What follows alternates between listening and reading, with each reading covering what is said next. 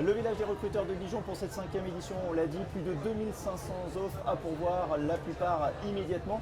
Et parmi peut-être les plus gros recruteurs potentiellement ici, l'armée et plus spécifiquement l'armée de l'air. Bonjour lieutenant Samuel. Bonjour. Alors vous êtes le chef du bureau air du CIRFA de Dijon.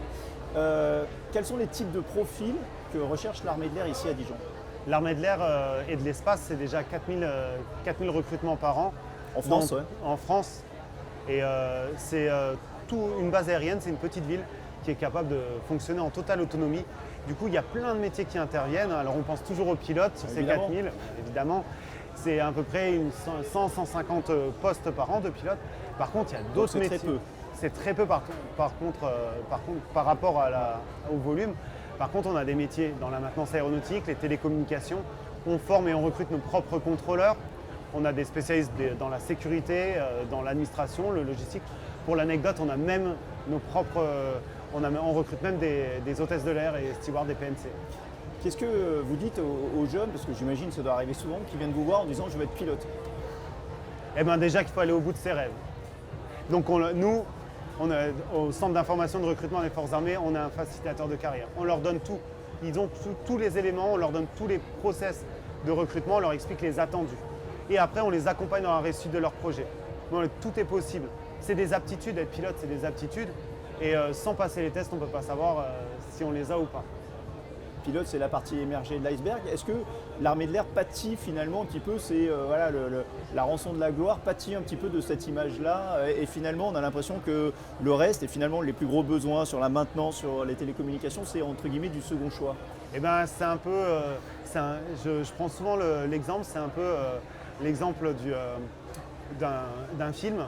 On voit que les acteurs, mais derrière il y a tout un microcosme de techniciens, d'agents qui vont intervenir, etc. pour la mise en valeur. Et bien chez nous c'est pareil. Pour un avion en vol, il y a à peu près 35 spécialistes qui auront travaillé avant, pendant et après le vol. Alors ça va des agents de sécurité qui protègent nos appareils et la base aérienne, aux techniciens de maintenance, maintenance électronique, maintenance mécanique, l'armement aussi. Il y a aussi tous les spécialistes des télécommunications opérationnelles et de l'informatique.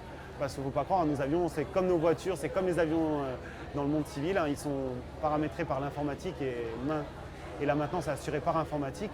Et puis, il y a tous les métiers qui nous permettent d'être projetés n'importe où dans le monde. Les métiers de la logistique, les métiers de la restauration, par exemple. On a même des chauffeurs routiers. Pourquoi? Parce qu'il y a du fret à emmener, il y a du personnel à emmener, ne serait-ce que amener les pilotes dans leur mission au plus près des avions, etc. Alors il y a des formations qui sont diplômantes, reconnues au sein de l'armée. Alors ce qui est important de dire, c'est que ce sont des formations qui sont reconnues, même si on ne reste pas dans l'armée. Déjà, on rentre dans l'armée pour une première expérience, pour faire une carrière. Je pense que tous les candidats qu'on rencontre au début, ils ont une petite idée, mais on ne sait pas vraiment ce que ça va devenir. Et oui, chaque nouveau collaborateur chez nous bénéficie d'une formation rémunérée et qualifiante. On commence par une formation militaire.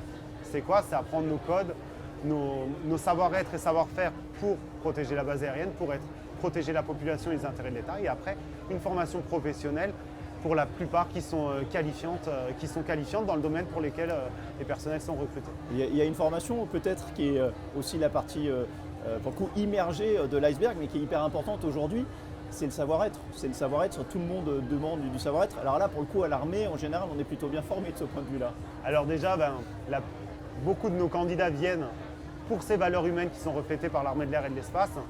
Et puis oui, parce que chez nous, chaque personne a sa place dans l'équipe et a son rôle à jouer et on compte les uns sur les autres. Et l'esprit d'équipe, la cohésion, tout ça, c'est très important. Et bien sûr, après, il y a une façon de travailler, c'est ce qu'on apprend en formation militaire, c'est cette façon de travailler toujours en collectivité, de vivre en collectivité. Et oui, c'est un peu une école de la vie ou une école...